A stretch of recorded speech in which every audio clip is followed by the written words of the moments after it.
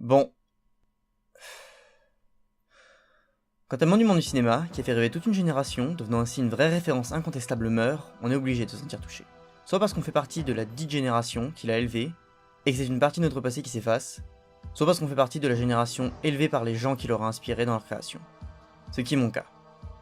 Et malheureusement, c'est ce dont on va parler. Bref, j'étais en train de préparer le retour du Fast sur YouTube depuis un moment. D'une façon plus ou moins humoristique, comme d'habitude.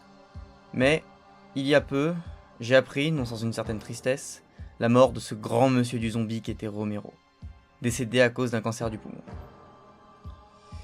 Donc, je reviens sur ce format porteur d'un petit hommage pour ce cher enfoiré à l'origine des zombies.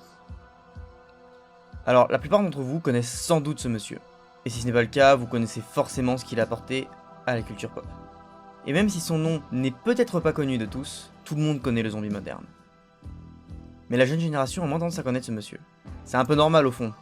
Quand on regarde les derniers épisodes de Walking Dead, qu'on joue à Black Ops Zombie, Dying Light ou Dead Island, et qu'on nous parle d'un film de zombies, soit en noir et blanc, soit avec du sang rose, ça peut rebuter.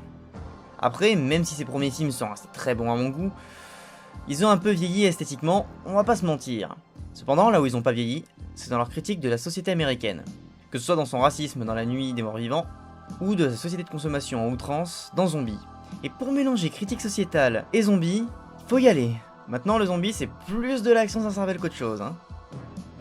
Du coup à cause de ça, la plupart des gens qui aiment les zombies ne savent pas forcément, ou se battent radicalement les couilles, c'est au choix, du fait que le film qui a introduit tout ce que l'on voit dans les séries, livres, BD, jeux vidéo et autres éléments de la culture pop zombie de nos jours a été écrit à l'origine par Romero. Bon, pour vous résumer brièvement sa vie, et donner un contexte à tout ça, George Andrew Romero, de son nom complet, est né le 4 février 1940 à New York, et c'était un passionné. Dès son plus jeune âge, il se passionne déjà pour le cinéma, avec une caméra 8 mm qu'il utilise pour produire des courts-métrages. Et je me permets de rappeler qu'à cette époque, tourner un film c'était long et galère pour les amateurs, genre bien pire que maintenant. Et maintenant avec le numérique, le matos audiovisuel à bas prix, n'importe quel guignol, dont moi par exemple, peut tourner une vidéo avec sa tronche dessus, le tout dans un format correct. Mais à cette époque, c'était différent. Et ce con, pour son premier court-métrage, il avait 14 ans.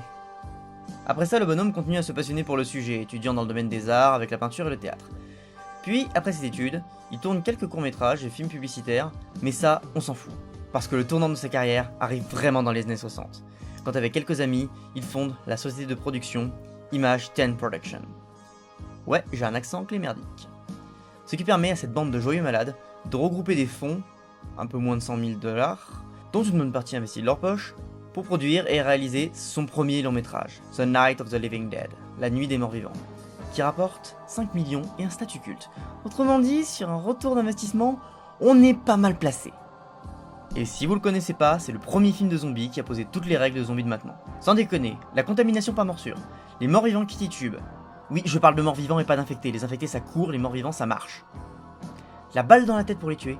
Toutes ces règles, qui semblent basiques aujourd'hui, c'est son film qui les a inventées. C'est juste le papa du zombie moderne, bordel de merde. Juste ça c'est énorme, mais l'enfoiré s'est pas arrêté là. Après le succès du premier qui est maintenant culte et que vous allez regarder si vous l'avez pas vu, il a peu après sorti un film au nom ultra original, Zombie. Pour parler de zombies. Et c'est dans ce film qu'on retrouve l'aspect de l'effondrement de la société, la réaction du monde et des gens face à l'apocalypse zombie, les survivants agressifs, l'aspect psychologique et... Merde! Tout ça vous dit rien? Moi si! C'est dans toutes les putains de références zombies et dans tous les putains de films de maintenant. Je sais pas si vous réalisez, mais sans cet enfoiré, on n'aurait pas tout ce qu'on a maintenant. Pas de Zombieland, pas de High School of the Dead, pas de BD Walking Dead, pas de... Oui je sais, je cite mes références préférées, je vous emmerde, je fais ce que je veux. Et même si les films qu'il a réalisés après sont rarement excellents, juste bof quoi, et les derniers genre Survival of the Dead carrément nul à chier, c'est quand même de sa plume qu'est sorti le concept du zombie qu'on est nombreux à adorer de nos jours. Et pour ça, un grand merci à Romero. Je te remercie du rêve et du frisson que tu nous as apporté à tous. Repose en paix, puisque ne pas suivre l'exemple des morts que tu as créés et rester au fond de ta tombe, cher grand malade.